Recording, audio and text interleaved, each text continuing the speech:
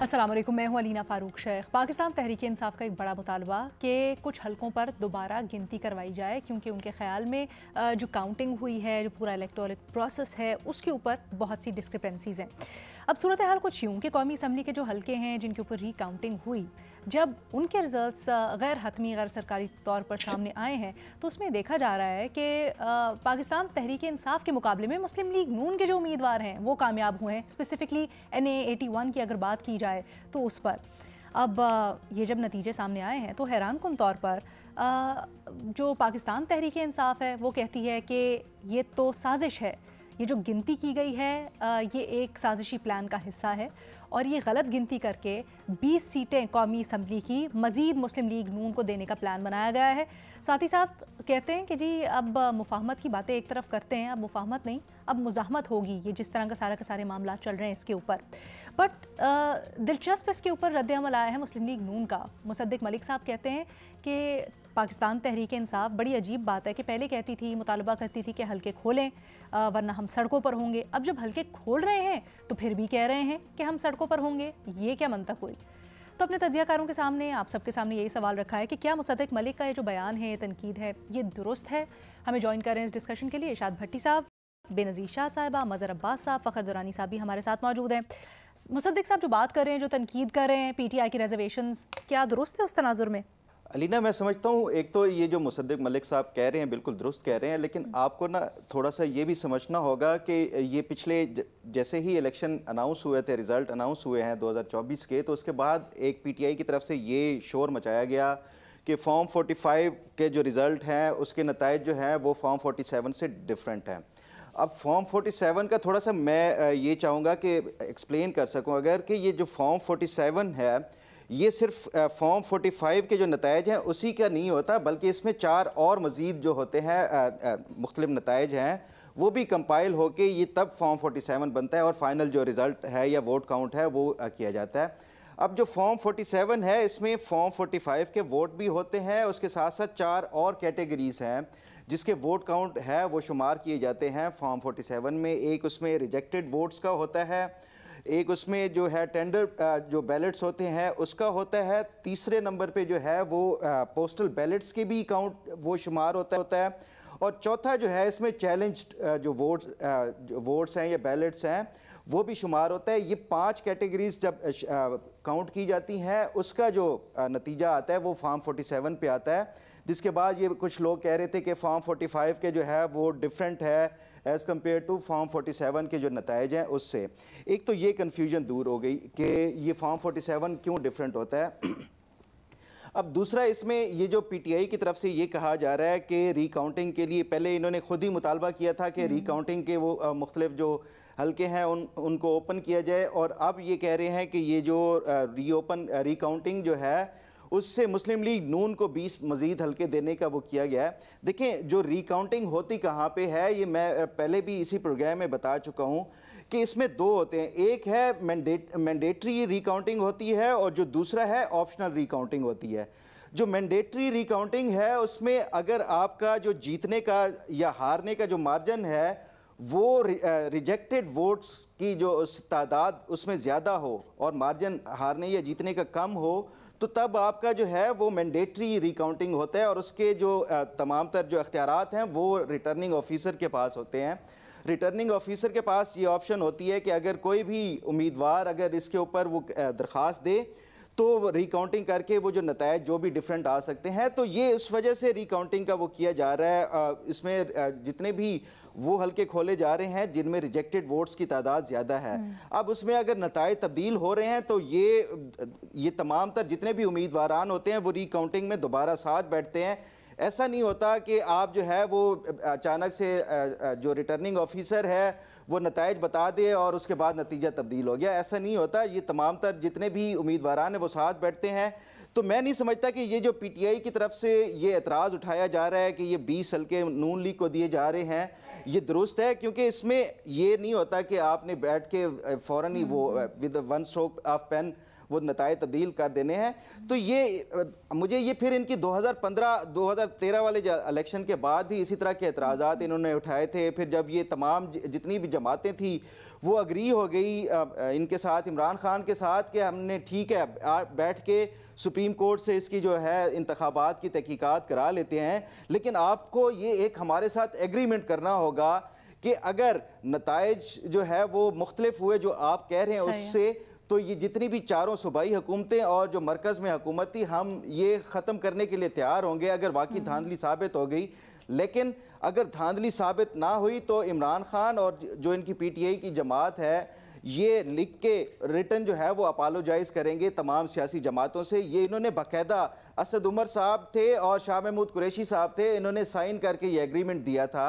जब ये बाद में सुप्रीम कोर्ट में धांधली साबित नहीं हुई, तमाम जमातों ने कहा अब आप माफ़ी मांगे, तो इन्होंने फिर भी वो नहीं मांगी। तो ये देखें, ये PTI किसी भी सूरत किसी भी हवाले से ये राज़ी नहीं होती और ये हमेशा से इनका ये वतीरा रहा है। भट्टी साहब, क्या आपको भी लगता है रिवायत रही है पाकिस्तान तहरीक इंसाफ की इस तरह की, वो क्या कहते हैं सादा अल्फाज में, रोंदी डालने की, जो भी हो बस रोंदी डाल देनी है, तो ये वही रिवायत है? मैडम शेख, मैं अभी सोच रहा था कि अगर किसी हलके में रीकाउंटिंग हो और वहाँ मुस्लिम लीग नून का उम्मीदवार ना हो तो फिर वहाँ क्या किया जाएगा? यानी अगर किसी हलके में नून लीग का उम्मीदवार ना हो और वहाँ रीकाउंटिंग करवानी पड़ेगी तो फिर वहाँ किसे जितवाया जाएगा? ये मैं सोच रहा हूँ और मैं अभी इस पे कुछ जवाब अगर मुझे मिला तो प्रोग्राम के दौरान आपको दूंगा। मैडम शेख, इस तरह की रीकाउंटिंग उम्मीदवार ना हो, अल्लाह आपका भला करे। मैंने कहा है ना कि मैं आपको क्यों मैंने नॉर्थ का खलीफा बनाया है। अच्छा मैडम शेख, इस तरह की रीकाउंटिंग अगर शुरू हो गई तो मेरा ख्याल है उमर अयूब साहब जो कोई 1.5-2 लाख की लीड से जीते हुए हैं, मुझे नहीं लगता कि उनकी सीट भी बाकी बच जाएगी। कभी 2018 में एक शेर पढ़ा करते थे मुस्लिम लीगी, वो शेर उनको सुनाना चाहता हूँ। वही पुराना तरीका ही आजमाया गया, वही पुराना तरीका ही आजमाया गया, दिए बुझा के नया बादशाह बनाया गया। अब मैडम शेख, जवेद लतीफ़ साहब मतीउल्लाह जान साहब को इंटरव्यू दे रहे थे और वो कह रहे थे कि मैंने एक साहब को कहा कि मेरे हलके की रीकाउंटिंग कर दें। उन्होंने कहा कि फिर अगर आपके हलके की रीकाउंटिंग करनी की हमने तो फिर 7130 मतलब नवाज शरीफ के साहब के हलके की भी रिकाउंटिंग क्या कर दें? कहते हैं मैं साथ ही कहते हैं इतनी बड़ी ब्लैकमेलिंग, और फिर कहते हैं मुझे चुप होना पड़ा। और मुझे वैसे यहाँ एक जुमला मोतरज़ा के मुझे नवाज शरीफ साहब से कम अज़ कम ये तवक्को ज़रूर थी कि वो इस सीट को लात मार के साइड पे करते, कहते कि मैं नहीं इस सीट को लेता, ना असम्बली में जाते। जो कहानियाँ लाहौर में हैं। अच्छा, डॉक्टर निसार चीमा हैं वज़ीराबाद से, ये भी जुल्फ़कार चीमा के भाई हैं और ये हार गए और इन्होंने कहा कि मुझे जब मैं हार गया तो मुझे ऑफ़र की गई कि आपको जितवा दिया जाएगा। ये नून लीग के हैं। तो मैंने कहा, उनको कहा जिन्होंने मुझे कहा कि आपको जितवा दिया जाएगा, मैंने कहा नहीं, ये इस हार कर जीत घर बैठना ठीक है, ना कि जाली जीत कर असम्बली जाना। मैडम शेख, अगर इनको इतना शौक है तो मुसद्दक मलिक मेरे भाई बहुत प्यारे हैं मुझे भाई, लाहौर के हलके खोल दें, ईमानदारी से सिर्फ लाहौर के हलके खोल दें। अच्छा, मैं अली ज़फ़र के 10 हलके जो वो ऑडिट कह रहे हैं उसको छोड़ दें, इमरान खान साहब के वो हलका के नवाज शरीफ और यास्मीन राशिद का हलका खोल दें, जो इमरान खान ने कौन चौधरी और सलमान अकरम राजा, नूर आलम पिशावर और इस्लामाबाद का कोई हलका, वो छोड़ दें। लाहौर से के हलके खोल दें, ईमानदारी से सिर्फ नवाज शरीफ साहब का हलका खोल दें, ईमानदारी से गुजरात के हलके खोल दें जहां कुर्बे क़यामत की निशानी सालक हुसैन कैसरा इलाही से जीत गए हैं।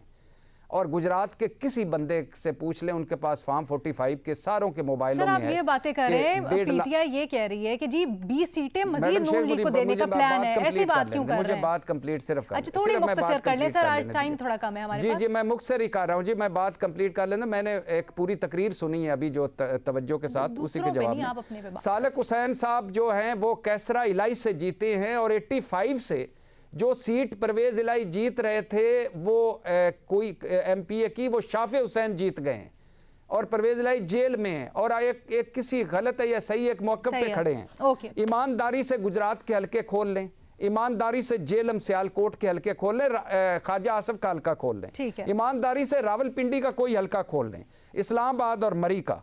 वैसे मैं सोचता हूँ मैडम शेख, जो जाली तरीकों से जीते हैं, जिनको जितवाया गया है, जो हारे हुए थे उनको जितवाया गया है, सोचता हूँ दिन में कोई एक लम्हा तो ऐसा होता होगा, असम्बली आते जाते, सोते जागते, कौम को भाषण देते, दिल में दिमाग में ये ख्याल आता होगा कि हम हारे हुए हैं तो उस वक्त क्या होता होगा।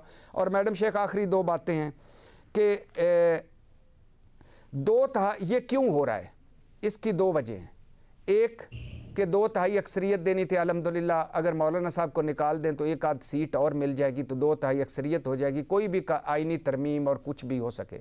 दूसरा कि पीपल्स पार्टी को अगर किसी लम्हे पीपल्स पार्टी को खैरबाद कहना पड़ा तो पीपल्स पार्टी को खैरबाद कहना पड़ा तो मुस्लिम लीग अकेली हुकूमत चला सके।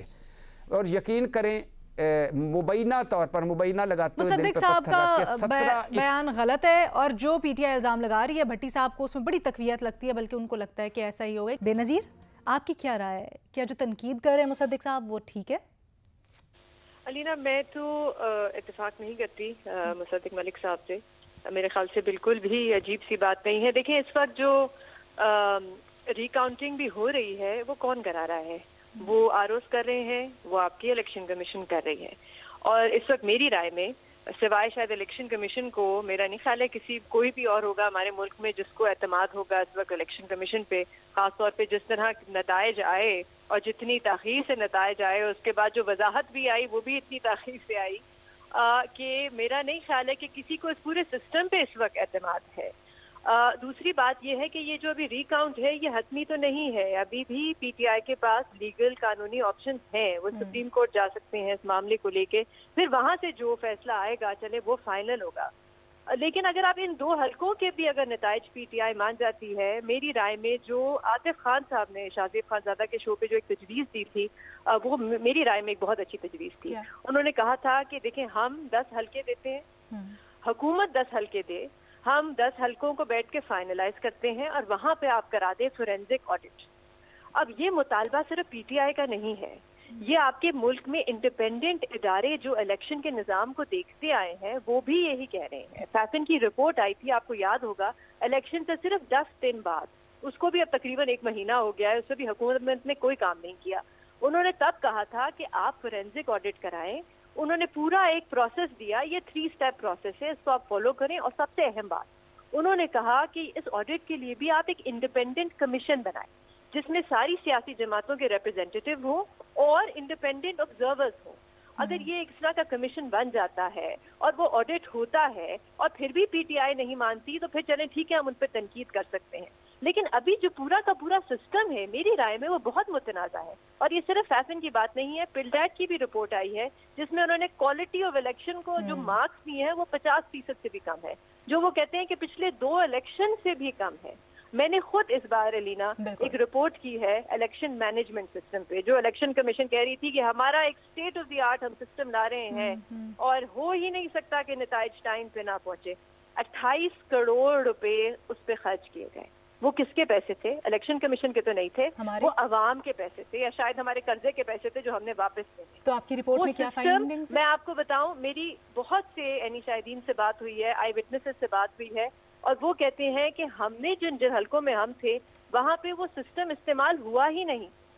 वो कहते हैं प्रिजाइडिंग अफसरान आते थे, वो फॉर्म्स रखते थे और आरओ के दफ्तर में, और जो डेटा एंट्री ऑपरेटर्स थे जिन्होंने इलेक्शन मैनेजमेंट सिस्टम में फॉर्म डालने थे वो कहते थे आप रख के चले जाएं और इंतजार करें।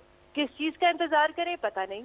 एक हलके में मैं आपको स्टोरी सुनाऊं कि वहां पे कहते हैं कि 12 बजे तक नताइज नहीं डाले गए सिस्टम में, उसके बाद 1 बजे सुबह के सबको आरओ के दफ्तर से बाहर निकाल दिया, यहाँ तक कि जो इंडिपेंडेंट ऑब्जर्वर्स भी मौजूद थे उनको भी निकाल दिया, जो कानून के खिलाफ है। आपने जो कंपाइलेशन करनी होती है वो आपने इंडिपेंडेंट ऑब्जर्वर्स के सामने करनी होती है। और तो ये कहाँ का हल्का था, कोई एरिया या कोई आप बता सकते हैं? अब ये बहुत जरूरी है ऑडिट कराना अलीना, यहाँ पे सारे हल्कों की बात नहीं हो रही, आप कुछ हल्कों का सैंपल लें, वहाँ पे ऑडिट कराएं, इसलिए भी। और ये सिर्फ पीटीआई की बात नहीं है, ये अवाम की इसलिए बात है क्योंकि इस वक्त इस इलेक्शन में आपका वोटर टर्नआउट 50% से कम था। बिल्कुल ठीक। अगर इसी तरह सिस्टम चलता रहा तो मुझे लगता है कि अगले इलेक्शन में तो हमारा उससे भी वोटर कम टर्नआउट होगा। क्यों? क्योंकि किसी को एतमाद नहीं रहेगा सिस्टम पे। और तो ये इलेक्शन के नतीजे में बिल्कुल अलग।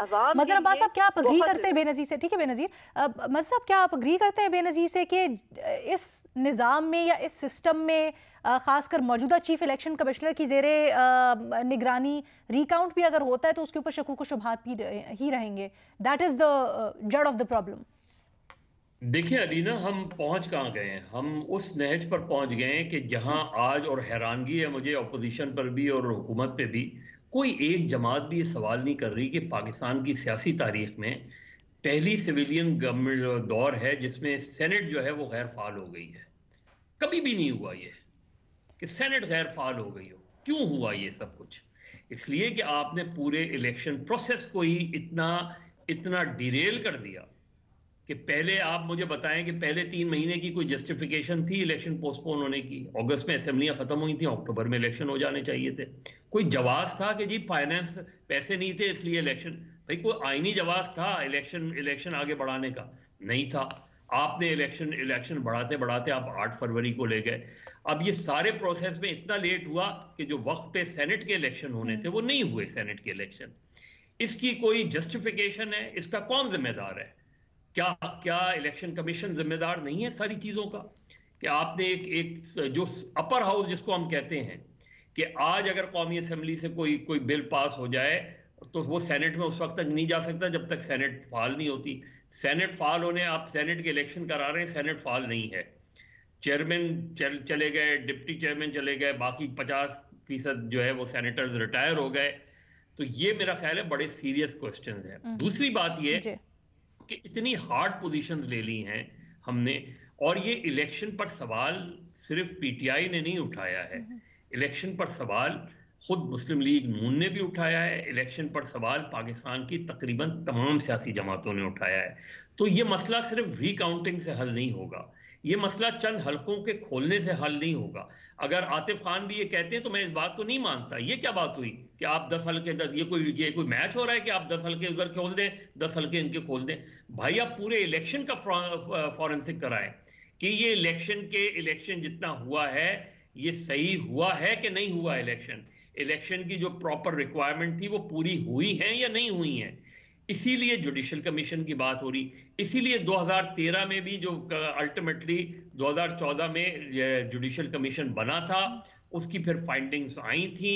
उन फाइंडिंग्स ने ग्रॉस इरेगुलरिटीज की बात की थी लेकिन मैसिव इलेक्शन रिगिंग की बात नहीं की थी। तो अल्टीमेटली तहफ्फुज़ात के बावजूद पीटीआई को वो मानना पड़ा, वो फैसला मानना पड़ा।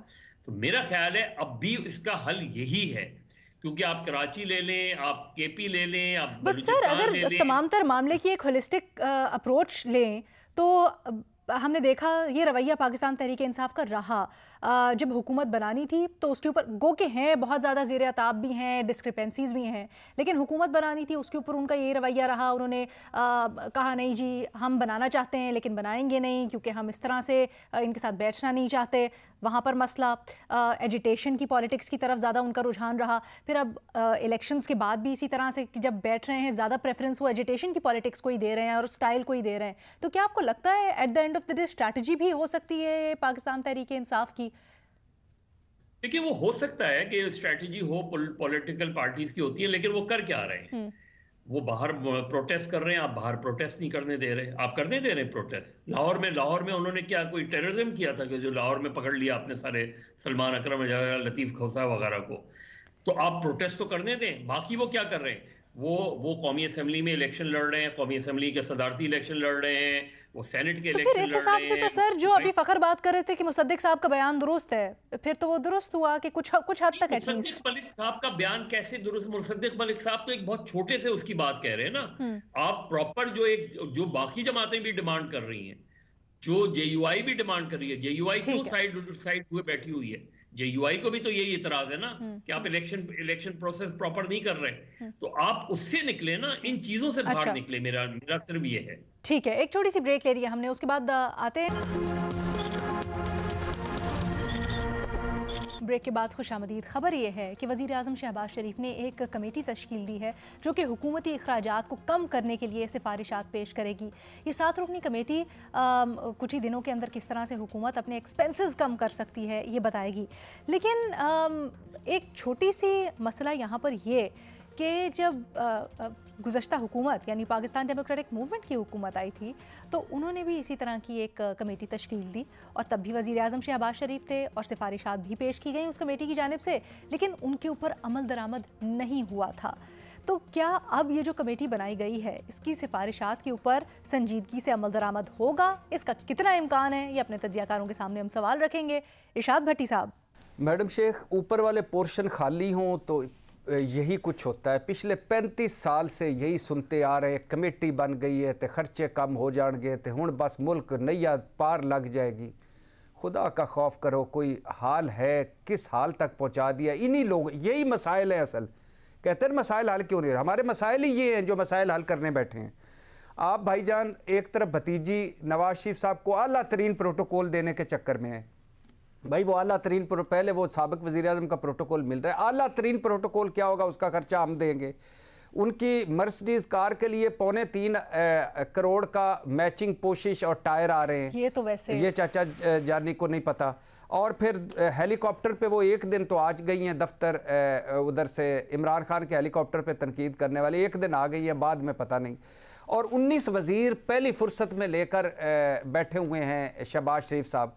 5-7 वजारतें चाहिए मरकज़ में 18वीं तरमीम के बाद।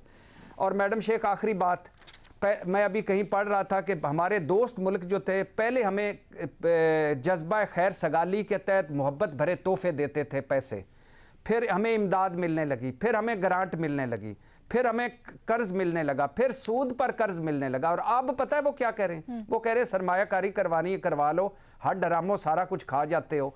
और हमारा हाल ये है कि कर्जों का जो सूद है उसके लिए कर्जा लेना पड़ रहा है वो सूद अदा करने के लिए। तो ये फजूल चीजें हैं, कुछ हासिल वसूल नहीं होना। फखर, कुछ हासिल वसूल नहीं होना। मैं इस हद तक तो भट्टी साहब से एग्री करता हूं कि वाकई इससे कुछ हासिल वसूल नहीं होना। उसकी मिसाल मैं आपको देता हूं, ये जो 7 रुकनी कमेटी बनी है अभी ऑस्टेरिटी के हवाले से, बिल्कुल ये जो इसमें से मेजॉरिटी जो मेंबरान है वो पिछली जो 16 माह वाली PDM हुकूमत में कमेटी बनाई गई थी उसके भी मेंबरान थे जो जिन्होंने वो सिफारिशात दी थी जो कि कोई भी नहीं मानी गई। तो इसमें भी यही है। लेकिन भट्टी साहब ने जो बाकी बातें की कि ये हुक्मरान, ये मौजूदा हुक्मरान कर रहे हैं, ये मौजूदा नहीं कर रहे। हमारे जो पिछले हुक्मरान थे वो भी इसी तरह करते रहे। हमने देखा वो भैंसों का एक ड्रामा रचाया गया था, फिर वो गाड़ियों का वो रचाया गया। तो ये तमाम तर जो हुक्मरान है वो मेरा ख्याल है ये सस्ती शोहरत के लिए इस तरह के ये तमाम जितनी भी हमारे वो सियासी क़यादत है वो इस तरह के स्टंट्स करते आए हैं और शायद करते भी रहेंगे। लीटर हेलीकॉप्टर भी था। लेकिन कितनी अफसोस की बात है कि हम दौरे हुकूमत में यही सवाल उठाते हैं, हर दौरे हुकूमत में ये एक्टिंग होती है और ये बड़े बड़े दावे किए जाते हैं कि जी हम किफ़ायत शुमारी करेंगे, लेकिन होता कुछ नहीं है। एक छोटी सी ब्रेक लेते हैं, मज़ीद आगे बात करेंगे।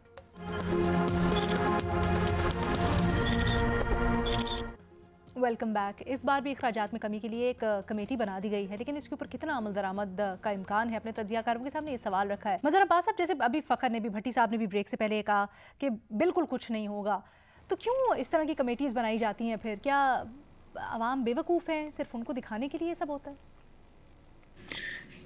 अवाम बेवकूफ़ ही नहीं है, अवाम को पता है कि ये सब फ्रॉड है। देखिए, सिर्फ पाकिस्तान में एक हुक्मरान ऐसा आया था जिसने प्रैक्टिकली अमली तौर पे ये करके दिखाया, और वो थे मोहम्मद खान जुनेजो, जिन्होंने छोटी गाड़ियों में बैठाया, मजदूरा को बैठाया, जनरल्स को बैठाया, जजेस से कहा कि भाई छोटी गाड़ियां इस्तेमाल करें। उस चीज़ को कंटिन्यू क्यों नहीं किया गया? इसलिए नहीं किया गया कि बाकी लोग ये नहीं करना चाहते। ये जो है ना, ये बचत बाज़ार, जुमा बाज़ार, ये सारे बाज़ार, भाई एक रियासत है वो कहे कि 50% आप रमज़ान में चीज़ें कम होंगी, ख़त्म हो गई बात। ये बाज़ार सस्ते बाज़ार नाम के ये जो चीज़ें होती हैं सारे फ्रॉड होते हैं, ये आई वॉश होते हैं, ये कमेटियां आई वॉश होती हैं। अगर प्राइम मिनिस्टर या किसी को करना है तो ही और she has to lead from the front. आप कहें कि मैं आज से 1800 सीसी की गाड़ी इस्तेमाल करूंगी, ख़त्म हो गई बात। जरूरी है कि आपने 2.5 करोड़ के टायर बदलवाने, उस गाड़ी को ऑक्शन कर दें, उन गाड़ियों को। ये बड़ी गाड़ियां, इमरान खान साहब आए थे, ऐवान सदर को, वजीर आजम हाउस को, गवर्नर हाउस को, वजीर आला हाउस को, सबको यूनिवर्सिटीज बनाएंगे। कोई बनी यूनिवर्सिटी किसी ने?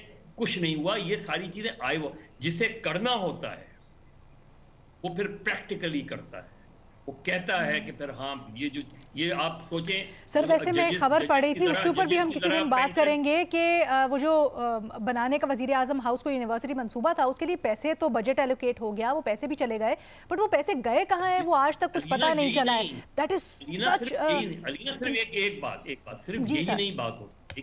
देखिए अगर आपने मिसाल कायम कर दी है तो मिसालें ऐसी होती हैं, जैसे बरतानिया के वजीर आजम जब बने तो उन्होंने कहा कि भाई मेरी फैमिली थोड़ी सी बड़ी है, तो उन्होंने कहा आप अलग फ्लैट ले लें किराए पे। सही सर। ये होते हैं, ये मिसाल कायम की जाती है कि लोग अपना प्राइम मिनिस्टर सर वो तो गाड़ियों के टायर और कोशिशें हो रही हैं, आप कहते हैं वो अलग से अपने वो कुछ करेंगे। बेनज़ीर, आप इसको किस तरह से देखती हैं इशू को? अच्छा अलीना, पहले तो क्योंकि पहले बात हो रही थी, मुझे मौका नहीं मिला कि बात ये हो रही थी कि पीटीआई अगर नहीं मानती, कोई ऑडिट होता है, तहकीकात होती है इलेक्शन के नताइज की, और पीटीआई इसमें नहीं मानती तो मामला कैसे आगे चलेगा।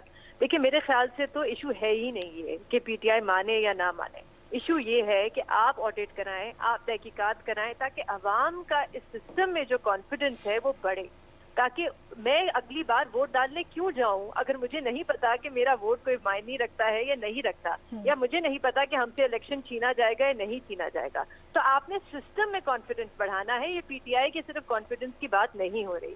अच्छा, जहां तक ये जो कमेटी बनी है, मेरी राय में, शायद फखर बेहतर इसे बता सकते हैं, बट मुझे जहां तक याद है वो जो कमेटी बनी थी वो फरवरी 2023 में बनी थी, और उसके बाद उनकी रिकमेंडेशंस आई थी।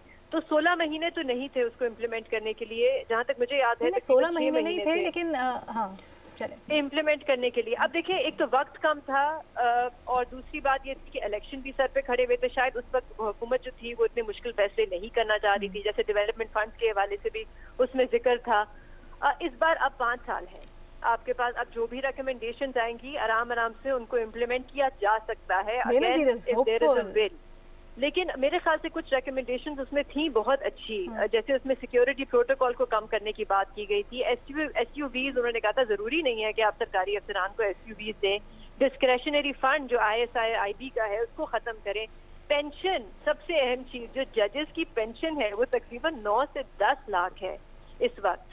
आप वो कहते हैं कि इस पेंशन को आप कम करके 5 लाख पे लेके आए। तो ये मेरे ख्याल से कुछ अच्छी रिकमेंडेशन थी जिसको देखना बहुत जरूरी है। रिकमेंडेशंस बहुत अच्छी थी, हमने तब भी डिस्कस की थी, लेकिन अमल दरामद हो पाएगा कैसे दे सकते हैं किसी को।